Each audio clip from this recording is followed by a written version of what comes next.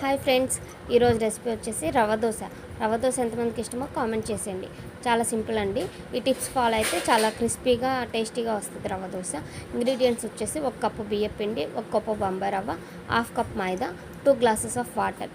ఇవన్నీ యాడ్ చేసి బాగా మిక్స్ చేయండి. మీ టేస్ట్కి తగ్గట్టు ఉప్పు వేసుకోండి, జీలకర్ర యాడ్ చేయండి. ఆనియన్స్ అండ్ పచ్చిమిర్చి ఇవన్నీ సన్నగా తరుపుకొని ఉంచుకోండి. క్యారెట్ తురుముకోండి. అల్లం తినే వాళ్ళు ఇష్టం ఉంటే అల్లం వేసుకోండి, లేకపోతే స్కిప్ చేసేయచ్చు. అవన్నీ అలా డైరెక్ట్గా పెనం మీదన్నా వేయచ్చు,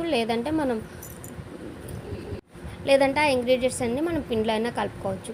రవ్వ దోశ అలా పలుచగా పోసుకున్న తర్వాత నెయ్యితో కాల్చండి. నూనెతో కన్నా నెయ్యితో కాలిస్తే బాగా టేస్ట్ అనేది, ఫ్లేవర్ అనేది బాగా వస్తుంది. సో మ్యాక్సిమం నెయ్యి యూస్ చేయడానికి ట్రై చేయండి. కొంచెం కాలడానికి టైం పడుతుంది, అయినా ఏమీ అవ్వదు. కొంచెం లైట్ బ్రౌన్ కలర్లో వచ్చేదాకా కాలనివ్వండి. తర్వాత ఫ్లిప్ చేయండి. ఇటువైపు కూడా బాగా కాలినాక తీసేయండి. చాలా టేస్టీగా ఉంటుంది. So thank you.